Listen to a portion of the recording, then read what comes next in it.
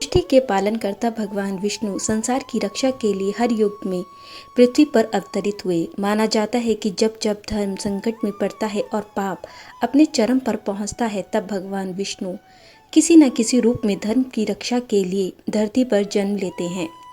यूं तो भगवान विष्णु के अनेक अवतार हुए, पर उनके 10 अवतारों को प्रमुख माना जाता है, जिन्हें दशावतार भी कहा जाता है। आज हम जानेंगे भगवान विष्णु के पहले अवतार मत्स्य अवतार के बारे में।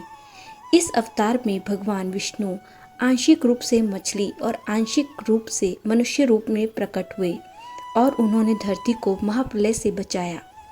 आइए जानते हैं मत्स्य अवतार की कथा। कहा जाता है कि कृतयुग के आदि में राजा सत्यव्रत हुए। राजा सत्यव्रत एक दिन नदी में स्नान कर रहे थे। तभी उनकी अंजलि में एक छोटी मछली आ गई। राजा ने सोचा कि वे वापस इसे नदी में डाल दें।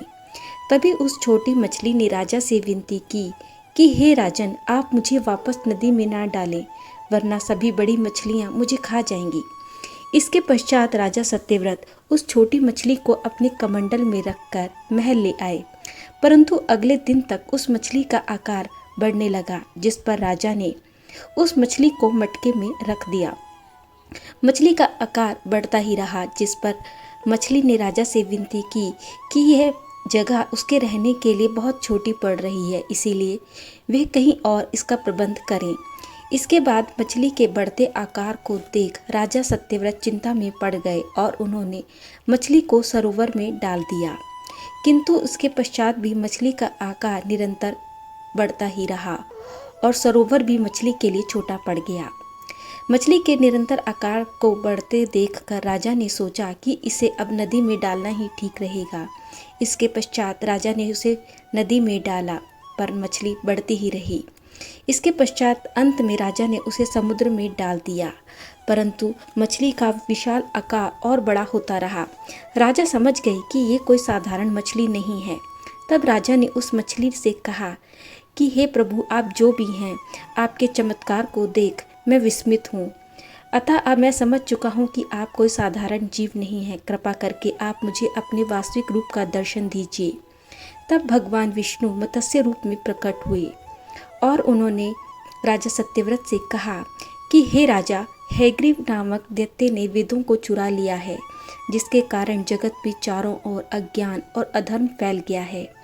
हैग्रीव को मारने और पृथ्वी को महाप्रलय से बचाने के लिए ही मैंने अपना यह मत्स्य अवतार धारण किया है।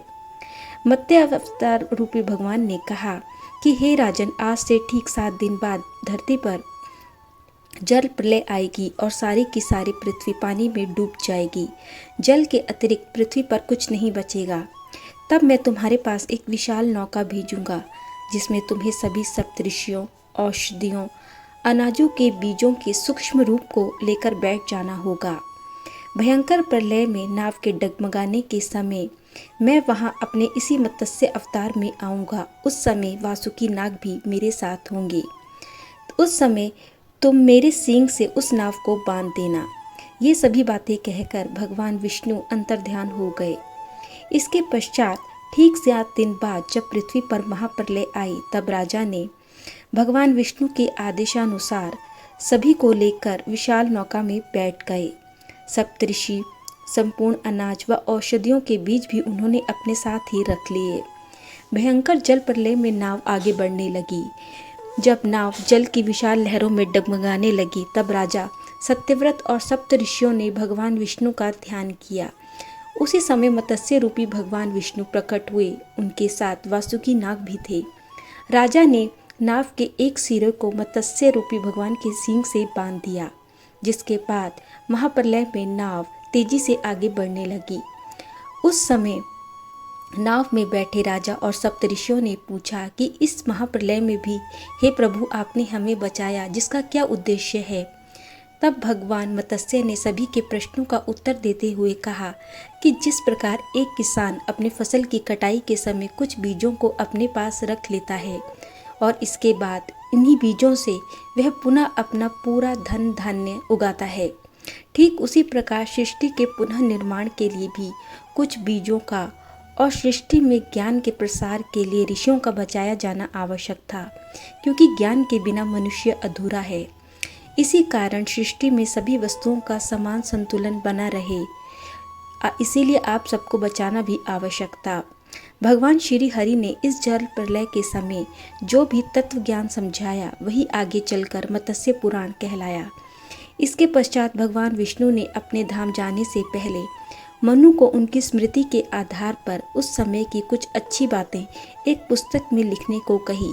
साथ ही उस पुस्तक में उन्होंने कहा कि उन बातों का उल्लेख भी किया जाए जिसके कारण उस सृष्टि का अंत हुआ और उसके पश्चात नई सृष्टि का जन्म कैसे हुआ। मनु द्वारा उनकी स्मृति के आधार पर लिखी गई यही पुस्तक बाद में मनुस्मृति के नाम से जानी गई। इस प्रकार मत्स्य रूपी भगवान विष्णु ने दैत्य हेग्रीव का वध किया और वेदों को अपने मुंह में रखकर संभाला जब तक नई सृष्टि का निर्माण नहीं हुआ, और इसके पश्चात उन्होंने सभी वेद ब्रह्मा जी को सौंप दिए। इस प्रकार भगवान विष्णु ने अपने पहले मत्स्य अवतार में वेदों की रक्षा की और इसके साथ साथ नई सृष्टि के निर्माण में भी अहम भूमिका निभाई। धन्यवाद।